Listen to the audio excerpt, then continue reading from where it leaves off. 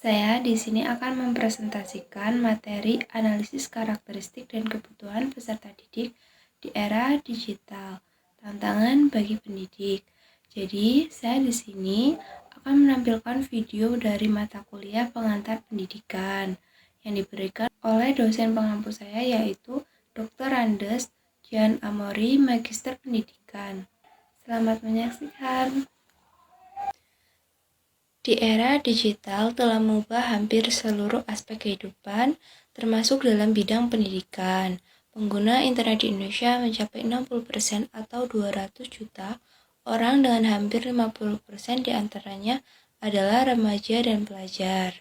Peserta didik saat ini yang dikenal sebagai generasi Z atau biasa disebut dengan generasi Gen Z dan generasi Alpha adalah digital native yang lahir dan tumbuh di lingkungan teknologi. Mereka memiliki karakteristik dan kebutuhan belajar yang berbeda dari generasi sebelumnya, sehingga menuntut pendidik untuk beradaptasi dengan metode pembelajaran yang lebih relevan.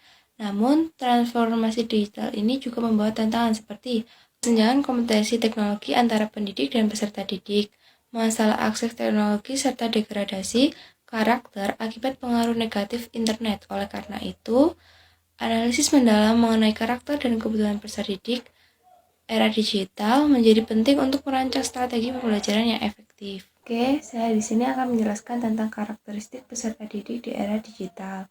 Peserta didik di era digital memiliki karakteristik yang berbeda karena tumbuh dengan teknologi digital. Jika tidak diarahkan dengan baik, hal ini dapat berdampak negatif pada psikologis dan kognitif mereka. Oleh karena itu, perlu ada kontrol dan pengendalian diri siswa dalam menggunakan teknologi agar tidak mengganggu potensi mereka dan dapat memaksimalkan pengetahuan dan keterampilan yang dimiliki. Yang selanjutnya adalah kebutuhan peserta didik di era digital. Yang pertama, akses terhadap sumber belajar digital. Yang kedua, pembelajaran personalisasi. Dan yang ketiga, penguatan literasi digital. Dan yang terakhir yaitu pengembangan keterampilan abad 21. Tantangan yang dihadapi pendidik. 1. Tantangan dalam pendidikan di era digital. Guru perlu meningkatkan kompetensi dalam menggunakan teknologi. Guru yang lebih tua, 50-60 tahun, mungkin kurang familiar dengan teknologi. Dan yang terakhir, resiko keamanan dan keselamatan online seperti cyberbullying. Yang kedua, tantangan lainnya. Kesenjangan sumber daya dan dukungan antara peserta didik dari latar belakang ekonomi yang berbeda. Yang terakhir, perlu penyesuaian dalam pembelajaran untuk memastikan semua peserta didik dapat mengikuti dan memahami materi. Selanjutnya adalah strategi pembelajaran era digital.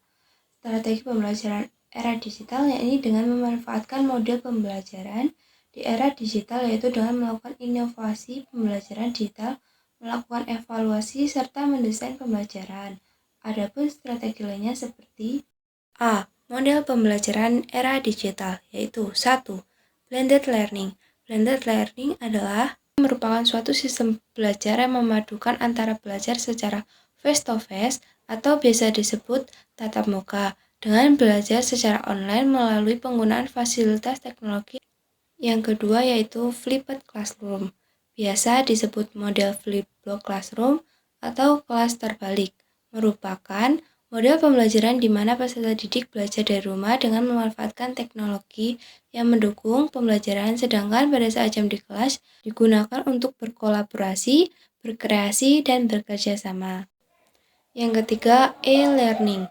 E-learning merupakan inovasi dalam proses kegiatan pembelajaran, di mana model e-learning ini mempermudah pendidik menyampaikan materi pembelajaran dengan mudah, serta membantu siswa untuk mengunduh materi pembelajaran secara online. Yang terakhir yaitu gamification. Gamification adalah penggunaan elemen, metode, dan strategi belajar berbasis permainan untuk meningkatkan pembelajaran dengan mendorong keterlibatan siswa, meningkatkan motivasi mereka, dan meningkatkan keterampilan berpikir kritis mereka. Inovasi pembelajaran era digital, yaitu ada dua. Yang pertama, pembelajaran berbasis website, Yang kedua, kecerdasan buatan atau artificial intelligence atau biasa disebut AI. Evaluasi pembelajaran era digital. Evaluasi pembelajaran digital itu penting dalam proses pendidikan untuk meningkatkan kinerja dan efektivitas pendidikan. Evaluasi ini melibatkan yaitu 1. Penggunaan alat evaluasi yang sesuai. 2. Pembuatan instrumen evaluasi yang relevan. Yang ketiga, penilaian formatif. Yang keempat, pemantauan kemajuan siswa. Dan yang terakhir, kolaborasi antara guru dan siswa.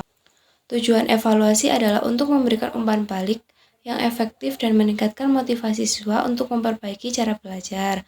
Guru dapat memanfaatkan teknik untuk membuat alat bantu tes digital dan memberikan umpan balik kepada siswa. Yang terakhir, desain pembelajaran era digital. Desain pembelajaran digital adalah pendekatan pembelajaran yang berfokus pada penciptaan pengalaman pembelajaran daring yang menarik dan efektif. Kriteria desain pembelajaran digital yang baik meliputi 1. Inisiatif individu yang terlibat dalam diskusi. Yang kedua, penyaluran pos yang masuk. Yang ketiga, ekspresi atau reaksi dari pos yang masuk. Yang keempat, relevansi bahan diskusi. Dan yang terakhir, peran aktif peserta dalam diskusi. Desain pembelajaran digital juga melibatkan prinsip-prinsip kebebasan, kemandirian, dan efisiensi. Beberapa contoh penerapan pembelajaran digital adalah yang pertama, mobile learning, yang kedua, media sosial, yang ketiga, pembelajaran berbasis permainan, yang keempat, pembelajaran elektronik berbasis awan atau biasa disebut cloud-based learning. Kesimpulan, peserta didik daerah digital memiliki karakteristik yang unik sebagai digital native yang sangat bergantung pada teknologi kebutuhan. Mereka meliputi akses terdapat sumber belajar digital, pembelajaran yang personal, pengantar literasi digital, dan pengaman keterampilan APAT. Tantangan utama bagi pendidik adalah kesenjangan kompetensi teknologi, ketidakmerataan akses, degradasi karakter, dan beban kerja tambahan. Untuk mengatasi tantangan tersebut, pendidik dapat menerapkan strategi seperti blended learning, flipped classroom, e-learning, gamification, pemanfaatan AI, dan pembelajaran berbasis website. Sekian dari saya. Wassalamualaikum warahmatullahi wabarakatuh.